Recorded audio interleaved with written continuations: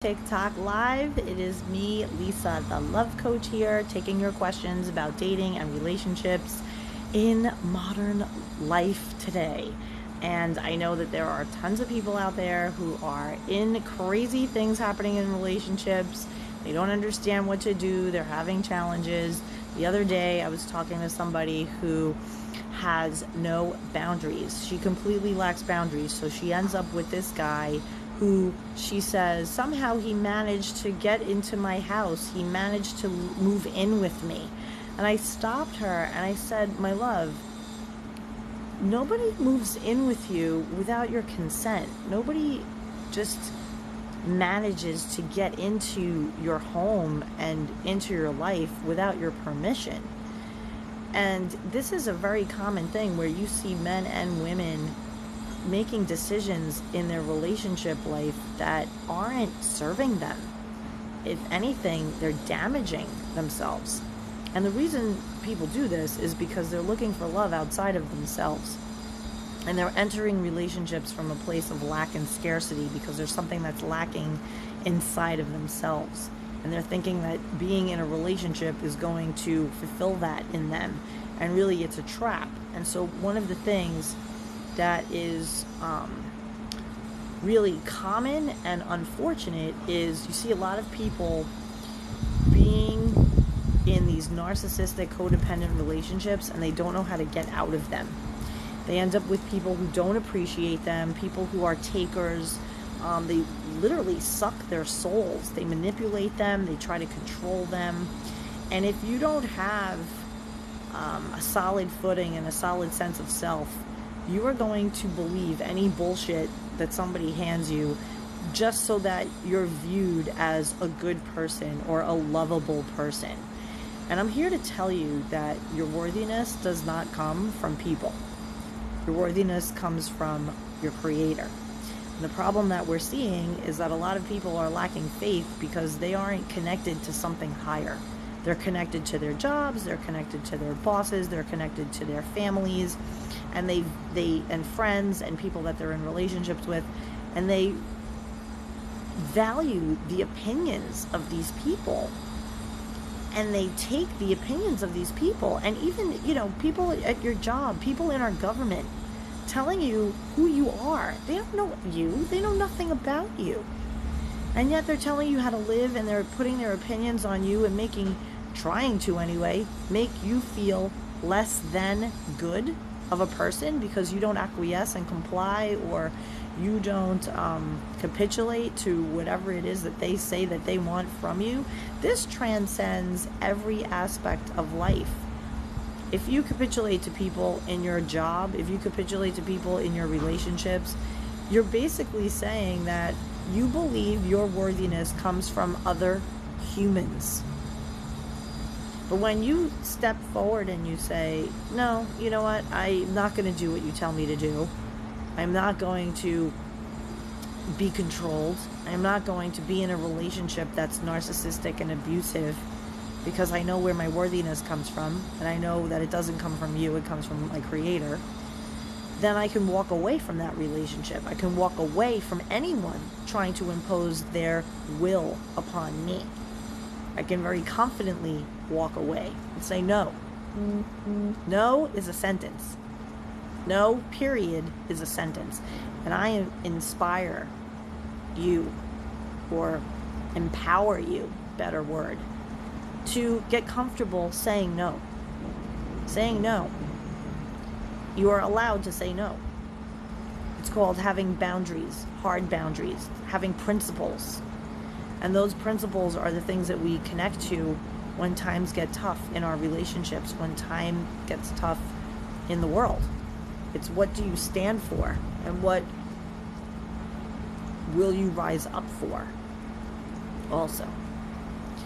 So I'm happy to see people hopping on here. I'd love to hear where you're from, and if you have a question about anything that's going on with dating, relationships. I was just now in a group on Facebook, and they were all talking about the common complaints that people have when they are dating, especially when they're dating and they're over the age of 50. So this group was that I was a part of, because I'm 50, was for women 50 plus.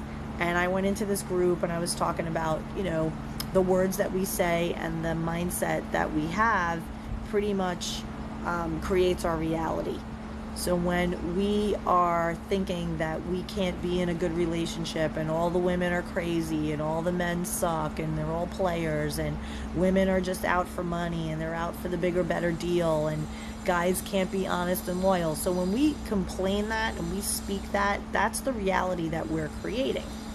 So one of the things that I encourage my clients to do is to revamp, recreate the way they speak about love and relationships and focus more on what's wanted instead of what is, and have faith and belief that if you have a vision for an ideal person, right, if you have this person in your mind and in your heart, then have faith that that person exists, because God put that vision of that person in your head and in your heart, because God can provide and manifest that person in your life.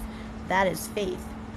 And so when you have that faith, you aren't needy and clingy and desperate and upset and angry and frustrated if you can't meet somebody good. You feel, at peace. You're just kind of hanging out, living your great life and creating your great life every day. And you're in gratitude, right? Gratitude is the light that emanates from within, and you get into gratitude. So let's see what people are commenting with. Let's see if there are people on here that I need to block. I love it. Okay, a lot of hellos. Hello from hi Ohio.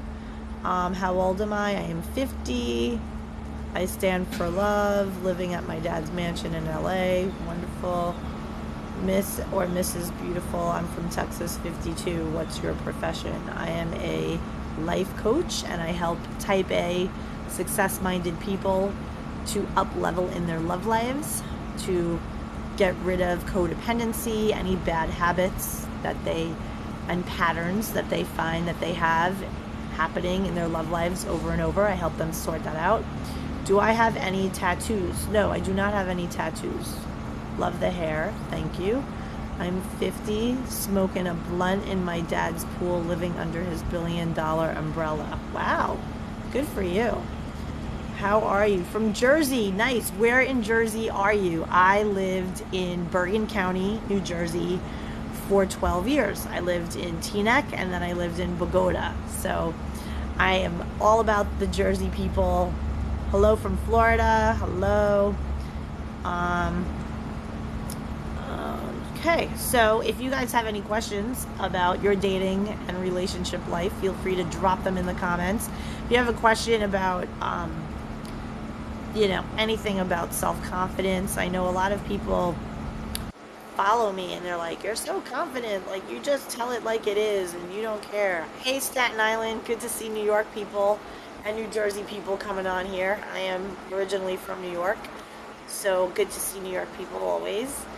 And I'm actually going to be jumping off of here probably in like 7 minutes, just to have some lunch with the man and then run some errands. Who is having a bad day and crying? PR just me. So who is having a bad day? So are you having a bad day, Saima? What can we do as a group? We're all here together. There's a couple of people on here. Let's all cheer this chick up. Let's see what's up with Saima0612. What is the problem? What is your bad day? It must be something horrible happening to you to have it ruin your whole entire day. That's kind of a topic right there. So I'll ask you guys, when something bad happens or frustrating, do you let it ruin your entire day? The other day, was it Thursday? I started this entire episode on Thursday where I was getting a different cell phone and I was changing carriers. I was going from Verizon to AT&T. And let me tell you, I was so frustrated and I was vacillating from like high vibe, having fun, to like pissed off. Nothing was working on my new phone. I couldn't get my old data to come over to the new phone. It was a mess. And I just had to, completely just accept that this is where I am now. This is not going to last forever. This is just a phase. This is just a temporary thing. And I'm so excited and grateful that I have the ability to have this phone, this new phone, the business that I have, just everything that I have. I started to get really grateful. And then I just, released it. And the next day, things transferred over. My phone was working better. Everything started to fall into place. So let's see. I had a panic attack 2 minutes ago, and I had a fight today at college, and I'm angry at something due to which I punched the wall and I'm crying. So let me ask you this, what exactly triggered you? You had a panic attack. So what were you panicking about? Clearly there has to be something that set you off. So let's see what that is. And also, when you are feeling panicked and overwhelmed, do you have a coping strategy that you can use? What do you tell yourself? What is your self-talk? So we are in charge of taking care of ourselves. So that's the key.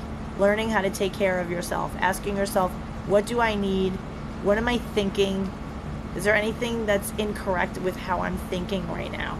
Just do some time with yourself and just be like, ooh. So you have an exam tomorrow. Are you prepared for this exam? Did you study for this exam? What did you do to prepare yourself for this exam? Coping strategies. Yes, my love. Coping strategies is what we do to become emotionally resilient. Things happen in life. It's just the way it goes. Things are very unfair. Life is not fair. And the sooner we're able to cope with the adversities that life will inevitably dish out at us, the more resilient we become, the more strong we become, and the better lives that we lead. We don't live life in a victim mindset. We become victorious and strong and empowered. And I didn't, that's the thing. So ask yourself, if you knew you had this exam, why didn't you prepare yourself for it? Why didn't you study for it? Is there something inside of you that's sabotaging yourself? You have responsibilities. Is there something in you that doesn't want to have responsibilities, that just wants to be a little kid for the rest of your life and treated like a little kid for the rest of your life? So this is, really interesting that you brought this out. How do you cope with bipolar wife? Please help. Very, very tricky. To me, I appreciate the commitment, right? So you're in this relationship, you're with your wife, she has bipolar. I would imagine, and I don't know how long you've been with your wife, but it seems like a lot of people had these things, but they're more so now, and I think it has to do with the kind of food that we've been fed for the last 30 years. I think it has to do with lifestyle. I personally know several people who were struggling and they had depression and bipolar disorder, and they revamped their diet. They completely changed how they ate. And within 6 months, they lost weight. They completely changed, got off of antidepressants. They just started to revamp their life, and their attitude followed. So it's a thing where you and your wife have to commit to changing the mindset. um, that's the best way to cope, is by committing to changing the mindset. um, you don't have to be with bipolar disorder. These are just things that are labeled upon people. These are just things that, diagnoses that people give to people. But when you choose, I'm not going to be this way anymore, and there's hypnosis, there are um, different modalities, sound therapy, somatic healing. There's all these different therapies that are out there that help people. But the thing is, people aren't researching them. People are looking to traditional medicine, traditional doctors, and things. And meanwhile, when you make a commitment to your health in the food that you're eating and the mindset that you have, it really makes a huge impact. It really changes things. And in fact, if people really cared, and by people I mean the governments of the world, if they truly cared about we the people on this planet, they wouldn't be pushing drugs. They wouldn't be pushing this vaccine agenda ridiculous. They would be, in inspiring us and encouraging us to go and exercise. Gym memberships would be free. Instead of it being free healthcare for everybody, it would be gym memberships, free training. People would be having bicycles for free. People would be looking at, weight equipment and having in-house gyms being a tax write-off. Like, oh, I have a gym in my house, so therefore that makes my health better. So I get rewards for that, whether it be taxes or whatever. Like, we reward the wrong things. Like, not we the people, but the people in charge of us reward victimhood. It makes us dependent, and it disempowers us. And that is what we see so much of. So if you really want to cope with your wife's bipolar disorder, research it, get to the root of what kind of foods are better for someone's mental state, and start to incorporate those foods and change your diet and go walking every day and get outside and do more to be physically active. And typically that raises the mood. And also look into natural healing modalities so that she can, choose to change and not have BPD anymore. It's an awful, soul-sucking, heart-wrenching way to live. So I hope that helps you. Not looking for sympathy, just need prayers that I can beat my addictions. Oh, I pray for you. So there's a book, if you are interested in checking out. It's a really good book for people who struggle with addiction, and it's called Homecoming by a guy named, he's a doctor, but he's no longer with us, he passed away, but he was very incredible at his work. His name is Dr. John Bradshaw, and he wrote the book Homecoming, and it's a book that is amazing for people who struggle with addiction. So I hope that helps you. And if you'd like a link to that book, you can message me at LoveQuestCoaching.com. So it would be Lisa at LoveQuestCoaching.com. You can also check the link in my bio, and we can connect that way as well. So happy to help you with that. You strong woman. Are you covering your speaker? Ooh, I might be. Thanks for telling me. I just got a new phone, and I'm holding it weird, like it's different from my old phone. So thank you for that. Do you hear me better now? Am I louder now? More clear now? Are you Jewish or Italian? I am neither.